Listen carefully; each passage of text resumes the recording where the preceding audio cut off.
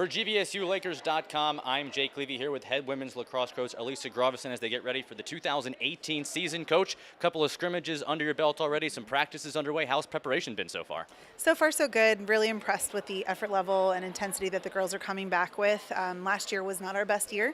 However, I think we learned a lot about ourselves and what we could do differently if put in that situation again. And really, they've just worked incredibly hard to make sure that all of the mistakes that we had previously, they're avoiding. And if we're making new ones, we're solving them quickly. Last year was an interesting year, 8-9, but 6 of your opponents were in the top 15 in the nation, so it was a very challenging schedule. You mentioned you learned a lot. What specifically did you learn and take from that season? I think no matter what the odds are that are thrown against us, we really can do great things. We should have been in games that we weren't in far more. We did have some injuries to start our season that kind of debilitated us a little bit, that we'd never been in that situation to the point where we couldn't recover. And, you know, we were disappointed in ourselves with it. So in dealing with adversity, we learned how to kind of put our best foot forward, how we can get creative to solve those problems. And, you know, we love a good challenge. We love ranked opponents. So none of that scared us. We were in that same boat again this year.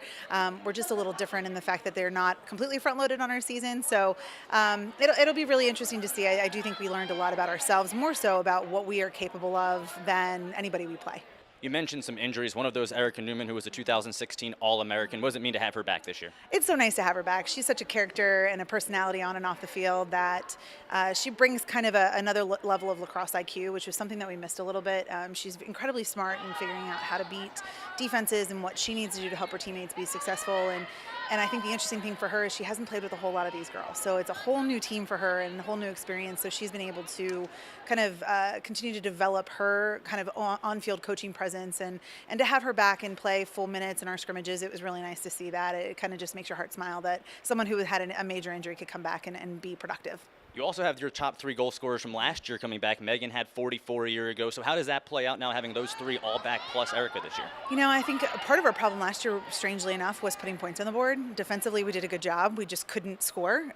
So having them back, plus Erika, who in the past few seasons has averaged over 90 points, you know, that's a lot of firepower coming back. Plus, we have a lot of new people who are stepping up in different roles and are able to contribute. So it's a very exciting time for our program. You mentioned those new players. There are 13 seniors on this team, but a lot of freshmen coming in as well. Give us an idea of some of those freshmen we can look out for this year. You know, I think we're still figuring out where they all fit. So that's part of the process for us is where are they going to be most competitive and contribute to our program. And I think you're going to see a couple of them really step up and do some big things. We've got a couple of midfielders, Sophia Conroy, Paige Godorf, and Olivia Esposito, who will be doing big things for us, I think. And then on the defensive end, you're going to see Reese Green and Amanda Varian come in. Unfortunately, Jess Rupp, one of our other freshmen, did get injured, but she's learning a lot being on the sideline and hearing the coaching and able to coach herself. So it's kind of nice to see them develop and find their own niche.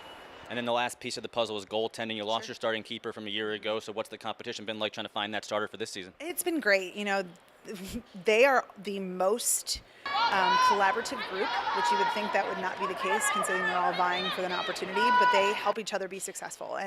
And while they are still competitive in the fact that they want to be that person, they really do help each other get better. And so to see each of them step up in their own way has been a great ride, and we don't have an answer for that question yet.